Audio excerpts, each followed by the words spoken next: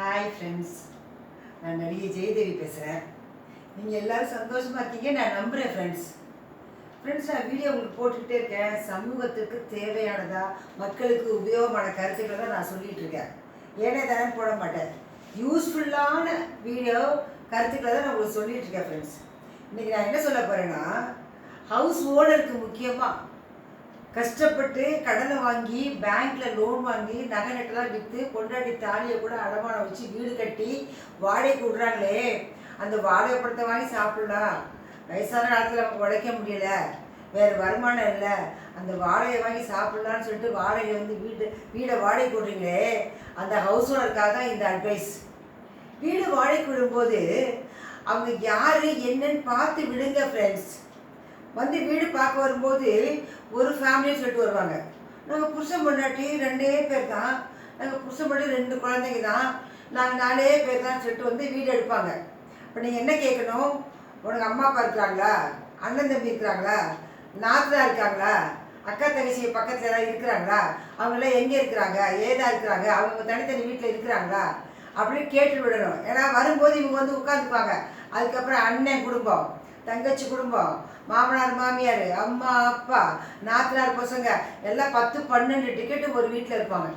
Single bedroom வீட்டில் நான் என் கண்ணால் பார்க்குறேன். எவ்வளோ பஞ்சாயத்து நான் பண்ணியிருக்கேன். சிங்கிள் பெட்ரூம் வீட்டில் 10 பேர் இருப்பாங்க ஃப்ரெண்ட்ஸ்.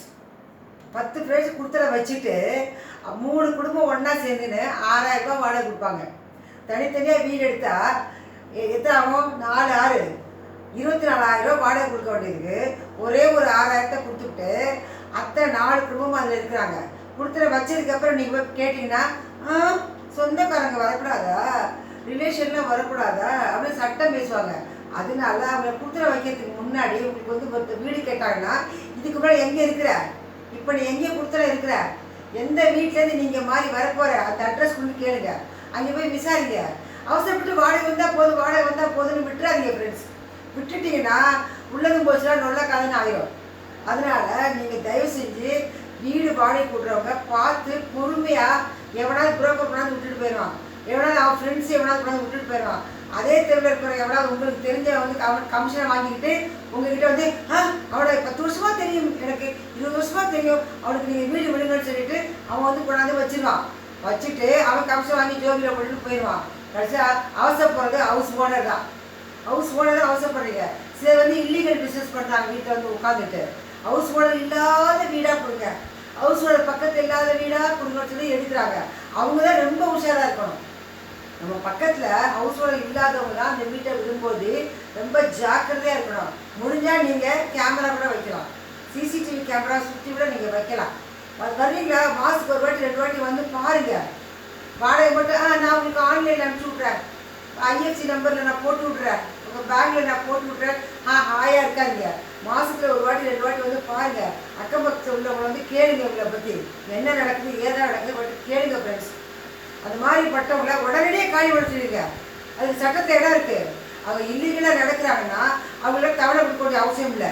போலீஸ் ஸ்டேஷனில் கம்ப்ளைண்ட் பண்ணி ஒரு வக்கீலை கூட்டி வச்சு உடனடியே 24 ஹவர்ஸில் காலி பண்ணலாம். நீங்கள் நினச்சிட்டு போய் ஐயோ வாடகை கொடுக்கணுமே, 3 மாதம் டைம் கொடுக்கணுமே, எல்லாத்துக்கும் 3 மாதம் டைம் கொடுக்கணும் அவசியம் இல்லை. நல்லவங்களா நல்ல கொடுத்தா இருந்தால் தான் 3 மாதம் நீங்கள் டைம் கொடுக்கணும். அவங்க இல்லீகலாக பிஸ்னஸ் பண்ணுறாங்கன்னு சொன்னால் உடனே காலி பண்ணுறதுக்கு சட்டத்தில் இடம் இருக்குது. தயவு செஞ்சு ஹவுஸ் ஓனர்ஸாக தெரிஞ்சுக்கங்க. இந்த சகோதரி சொல்கிறத நீங்கள் எடுத்துப்பீங்களா ஃப்ரெண்ட்ஸ்? உங்களுக்கு நல்லது தான் சொல்கிறேன். ஏன்னா நானும் சொந்த வீடு கட்டி வாடகை கொடுத்துட்டு அவசரப்பட்டு இருக்கேன். அந்த கஷ்டம் எனக்கு தெரியும். அதனால் தயவு செஞ்சு ஃபோன்லேயே பேசிக்கிட்டு அவங்க சொல்கிறதெல்லாம் நம்பிக்கிட்டு அவங்க சொல்கிறத கேட்டுக்கிட்டு வீட்டை பால் அடிக்கிறாங்க, உங்கள் வீட்டை நாஸ்தி பண்ணுறாங்க.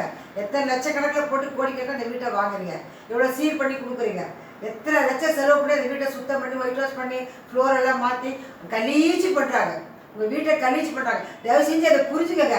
ஹவுஸ் ஓனர்ஸ்லாம் அதை புரிஞ்சுக்கிட்டு அதுக்கு தகுந்த மாதிரி நடங்க ஃப்ரெண்ட்ஸ். உங்கள் நல்லதுக்காக தான் சொல்கிறேன், எனக்காக நான் சொல்லணும். சகோதரி சொல்கிறது கேட்பீங்களா?